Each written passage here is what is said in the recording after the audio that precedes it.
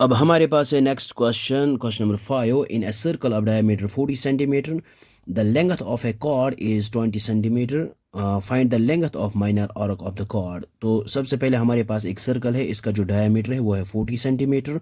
और सबसे पहले यहाँ पे ड्रा करेंगे एक सर्कल, और इसका जो डायमीटर है वो है 40 सेंटीमीटर। सो ये हमारे पास एक सर्कल है, और इसकी जो लेंथ ऑफ कॉर्ड है वो भी है यहाँ पे 20 सेंटीमीटर, और इसका जो डायमीटर है वो है 40 सेंटीमीटर। सो रेडियस बन जाएगा हमारे पास 20 सेंटीमीटर, ये बन जाएगा 20, ये भी 20, और ये है 40 सेंटीमीटर। इसका जो डायमीटर है वो है 40 सेंटीमीटर, और इसका जो रेडियस है वो बन जाएगा 20 सेंटीमीटर। और ये है यहाँ पे इसका जो कॉर्ड है, और कॉर्ड भी है यहाँ पे है, एंड कॉर्ड इज़ 20 सेंटीमीटर, और इसका जो कॉर्ड है वो है 20 सेंटीमीटर। और हमने यहाँ पे क्या find the length of the minor arc, और ये है हमारे पास minor arc, this is the minor arc, और ये है मेजर आर्क, और हमने यहाँ पे फाइंड आउट करना है length of minor arc. So अब हम यहाँ पे क्या करेंगे, सबसे पहले हमारे पास गिवन है diameter of circle is 40 centimetre. So ये हमने यहाँ पे लिखा है diameter of circle is 40 centimetre, और रेडियस आएगा 40 divided by 2 which is equal to 20 centimetre. So 20 centimetre आएगा इसका रेडियस। और हमारे पास है ये लेंथ ऑफ कॉर्ड, ये है 20 सेंटीमीटर, तो रेडियस भी है 20 सेंटीमीटर। तो ये जो ट्रायंगल है ये हमारे पास आएगी इक्विलेटरल ट्रायंगल, और हम यहाँ पे लिखेंगे हियर हमारे पास है O A is equal to O B which is equal to A B.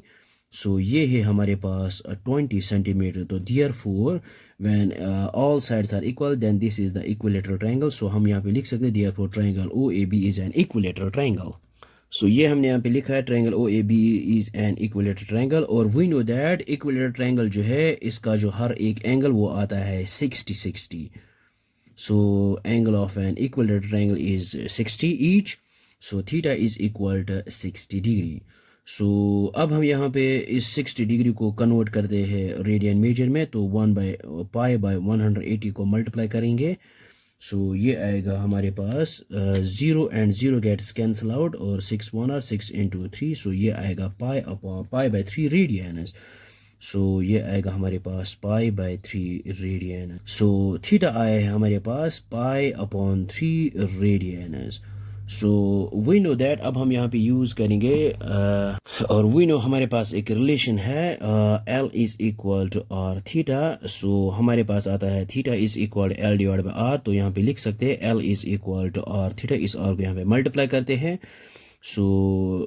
सो यहाँ पे आएगा L is equal to r, और रेडियस है हमारे पास 20, और थीटा है हमारे पास पाई डिवाइडेड बाई 3। सो ये आ गई हमारे पास length of this minor arc.